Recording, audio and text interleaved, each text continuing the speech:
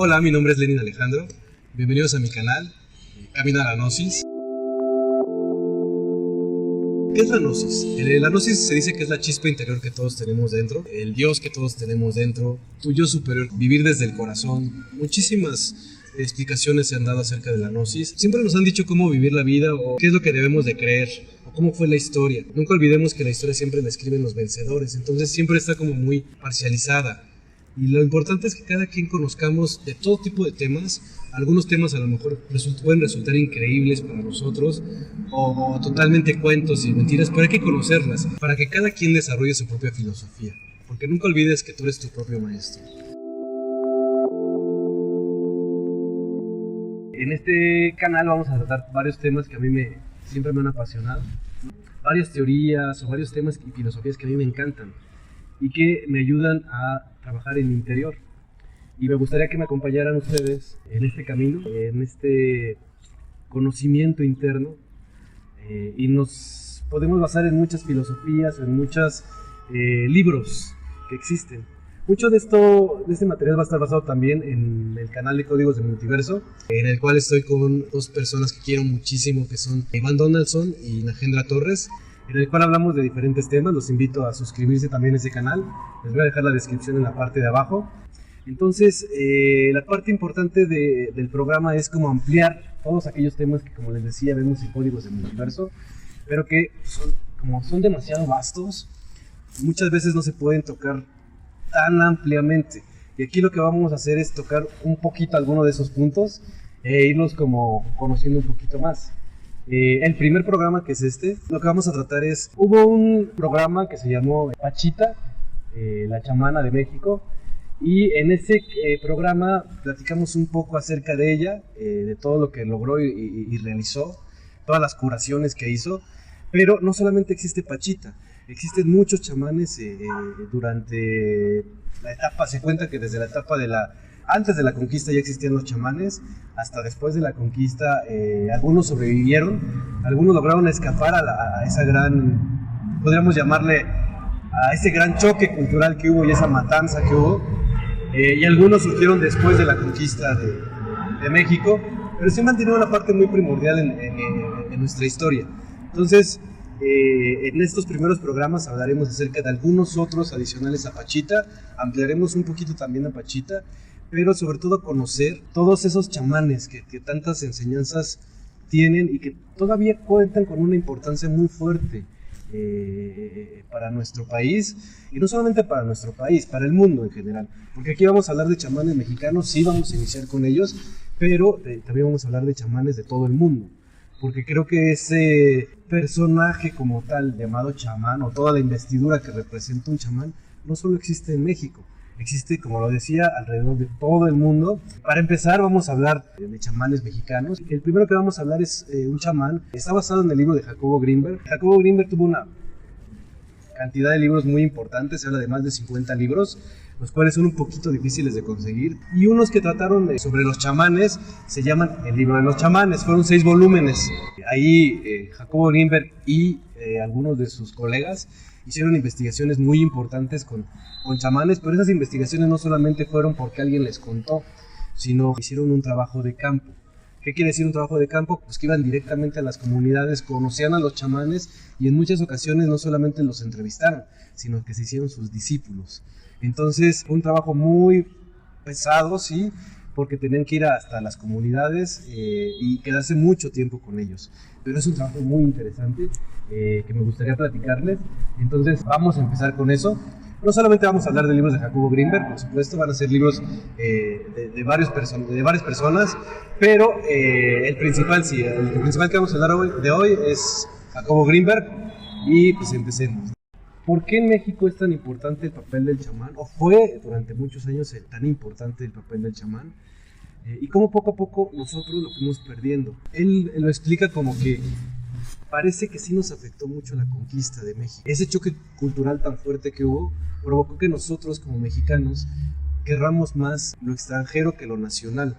De hecho, él le impresiona y lo dice tal cual en el libro, que abren un McDonald's o algo extranjero y todos corremos a comprarlo y a consumirlo. Como que no confiamos, tenemos un sentido de autodevaluación muy fuerte. ¿Qué ha provocado eso? Pues que querramos más lo extranjero que lo nacional. Y parte importante de toda esta investigación es como recuperar todo eso que hemos perdido, toda esa cultura tan bonita que hemos perdido. Después habla un poquito de los chamanes y dice que los chamanes siempre fueron muy importantes para una comunidad. ¿Por qué? Porque eran las personas que curaban, pero no solamente curaban, tenían poderes sobrenaturales. De hecho, se habla de que algunos chamanes, como el que vamos a platicar el día de hoy, tenían el poder de cambiar el clima o utilizar el clima en su favor, en su beneficio. Pero no solamente eso, hacían como psicólogos. De hecho, Jacobo Grinberg los llama siempre como psicólogos autóctonos, porque decía que de alguna forma también trabajaban con la gente de esa forma. O sea, no solamente, como decíamos, eran para curar, sino también para escuchar a la gente, para dar consejos a su pueblo. Cuenta la historia que muchas veces reunían a los chamanes en situaciones muy difíciles para el pueblo y les pedían que les ayudaran, ya sea a ver el futuro o a tomar una decisión muy difícil, o que les ayudaran a enfrentar sus dificultades. Todo ese concepto se fue desapareciendo poco a poco, pero en ciertas zonas de México, como me imagino que también en el mundo, existen todavía esos chamanes. Digo, basándonos en varias filosofías, aquí la principal en México fue la tolteca. Y sí lo menciona Jacobo Grinberg, todo el conocimiento y toda la sabiduría tolteca inició con una serie de castas o linajes, podríamos decir, de chamanes que hacían diferentes cosas. De acuerdo a sus capacidades, podían hacer varias cosas y tenían varias facultades, ¿no? Pero vamos a empezar a entrar un poquito ya más a fondo en el libro. Como lo decíamos, Jacobo Grinberg empezó a hablar con muchas personas para conocer a los chamanes, empezó a ir a los lugares a conocerlos, y uno de estos principales chamanes se llamaba Don Lucio. Jacobo Grinberg le llamaba Don Lucio de Morelos, porque bueno, vivía en el estado de Morelos, en una ciudad llamada Tlayacapan, que está muy cerca de Tepoztlán. Cuenta que él empezó a escuchar mucho hablar de este chamán, porque podía modificar el tiempo. Su comunidad lo consultaba para ayudarle a controlar las nubes y la lluvia. Cuenta Jacobo Grinberg en su libro que como tenía el poder de cambiar el clima o de utilizar el clima a su favor, él podía crear tormentas o quitar las tormentas. ¿Para qué? Para que las cosechas no fueran destruidas por la lluvia y el granizo. Entonces, su poder era fuerte, porque imagínense una comunidad que depende de sus cosechas, que de repente pueda perder todo por una lluvia muy fuerte, pues sí se necesitaba el trabajo de este chamán. De hecho, este chamán todavía existe. Él como tal no creo que esté vivo, pero tenía varios alumnos dentro de una tipo escuela que tenía Don Lucio. ¿Cómo lo conoció? Dice que él empezó a investigar acerca de Don Lucio. Una tarde un amigo que era hasta cineasta le dijo: oye, mira, fíjate, si vas a Tlayacapan debes de buscar una casa así. Él fue a buscar la casa, llegó al lugar, parece que en ese momento no estaba Don Lucio, pero posteriormente se lo encuentra en una camioneta y le empieza a platicar su idea. Él lo quiere investigar, pero no solamente eso, quiere escribir un libro acerca de este chamán. Le pide permiso al chamán. El chamán dice que lo va a platicar con algo padrísimo que le llama a él, que son los trabajadores del tiempo. Jacobo Grinberg cuenta que en ese momento él estaba un poco más abierto, él sabía que existían otras dimensiones ya. Si lo hubiera hecho antes, hubiera sido difícil para él, porque imagínense, era un conocimiento muy fuerte para un científico. Recordemos siempre que Jacobo Grinberg era un científico como tal. Por lo tanto, que un científico le empezaran a hablar de otras realidades y otras percepciones era un poco difícil. Sin embargo, él ya tenía un trabajo con otros chamanes y otras investigaciones que había hecho él, que le permitieron no tomar este tema como tan fuerte para él, ¿no? Y poder aceptarlo. Entonces Don Lucio le acepta, le dice: sí, por supuesto que sí, nada más que tengo que pedir permiso a estos llamados trabajadores del tiempo. Necesito que me traigas unas velas, que me traigas alcohol. Eso es padrísimo, porque dice Jacobo Grinberg que los trabajadores del tiempo habían vivido en una época donde no existía el alcohol como tal, y entonces ellos querían como en ofrenda o en agradecimiento recibir a veces alcohol y tabaco de regalo, más dulces para los niños, porque se cuenta que esos trabajadores del tiempo no solamente son hombres y mujeres, sino también son niños. Niños que ayudan y que viven en otra percepción, en otra realidad. Todo esto está basado en una teoría que después realizó Jacobo Grinberg, que se llama la teoría sintérgica, y que coincide que toda nuestra realidad está basada en nuestra percepción. Quiere decir que nosotros tenemos en el cerebro tenemos el llamado campo neuronal, y este campo neuronal lo que hace es interactuar con la llamada latiz o campo cuántico, que es como el todo. Y a través de un algoritmo así increíble matemático, nuestro cerebro determina nuestra realidad. Lo que hacen los chamanes, a diferencia de nosotros, que nosotros tenemos una sola realidad, es que ellos tienen la capacidad de no solamente generar el algoritmo de nuestra realidad y nuestra percepción que tenemos aquí, sino ellos generan varias direcciones de realidad. Por lo tanto, pueden ver diferentes dimensiones del tiempo, como las que platicaba Don Lucio. Pero bueno, para no hacerles la historia tan larga, después Don Lucio le pide también unas velas, le dice que 12 velas, porque tiene que ver con los apóstoles de Cristo, él le menciona. Hace la ceremonia, todo el tiempo Don Lucio está platicando con el fuego y le está diciendo acerca de la necesidad que tiene Jacobo Grinberg, o el motivo por el cual Jacobo Grinberg quiere trabajar con Don Lucio, quiere estar siendo parte, o incluso quiere ser su discípulo de Don Lucio. Jacobo Grinberg le dice que simplemente el motivo es que él quiere escribir el libro, como les había comentado, pero que también él tiene la idea de conocer a los chamanes, de recuperar todo eso y ver cómo funciona científicamente todo esto que nosotros lo vemos de forma esotérica, mágica, ¿no?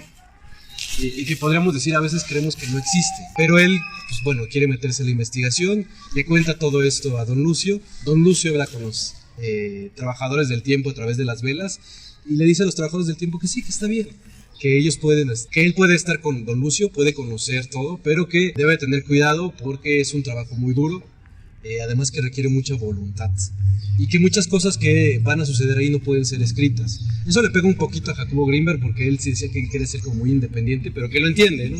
Entonces empiezan a trabajar, pero algo padrísimo es que la prueba para ser un trabajador del tiempo, que muchos chamanes pasan, ya para convertirse en chamanes, no los discípulos, sino los chamanes, es que les tiene que caer un rayo, imagínense, les tiene que caer un rayo del cielo, lo tienen que recibir el rayo. De hecho, Don Lucio, cuando cuenta un poquito de su historia, dice que él cuando se volvió chamán fue porque le cayó un rayo directamente y posteriormente sobrevivió al rayo y de ahí empezó a tener todos estos poderes de control del tiempo. Aceptan que Jacobo Grinberg esté ahí y él ve varios procesos, varias cosas que empiezan a suceder que ya son extrañas para él. Hay una parte donde ve cómo curan a uno de sus discípulos, de los discípulos de Don Lucio, porque dice que él se dejaba mucho.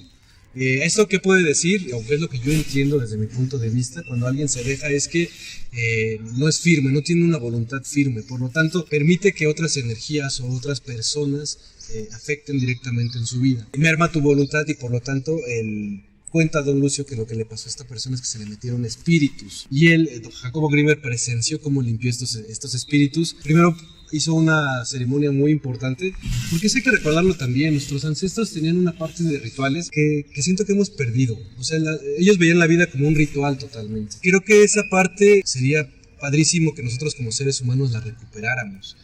El ver la vida como algo increíble, o sea, desde que te levantas, todo es un ritual, todo lo que haces en tu vida es un ritual.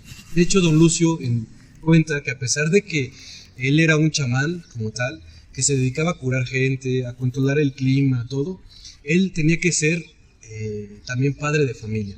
Él tenía que cuidar a sus hijos, tenía que cuidar a su esposa, era campesino también, entonces él cuidaba su cosecha. Entonces imagínense, él no podía perder por ningún motivo, o no podía perder el equilibrio entre ser un ser humano y ser un chamán. Que creo que eso también muchas veces sucede actualmente, ¿no? O sea, nos perdemos en uno o en otro de los extremos. El punto importante de la vida es siempre estar en el punto medio.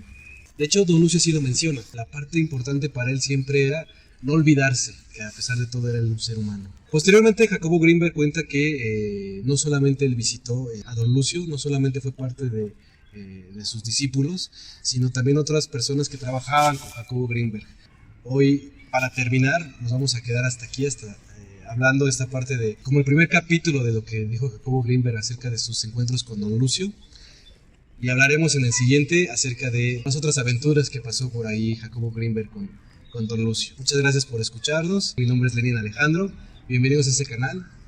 Si les gusta, suscríbanse y denle un like y compártanlo con alguien más que les guste este tipo de temas. Chao.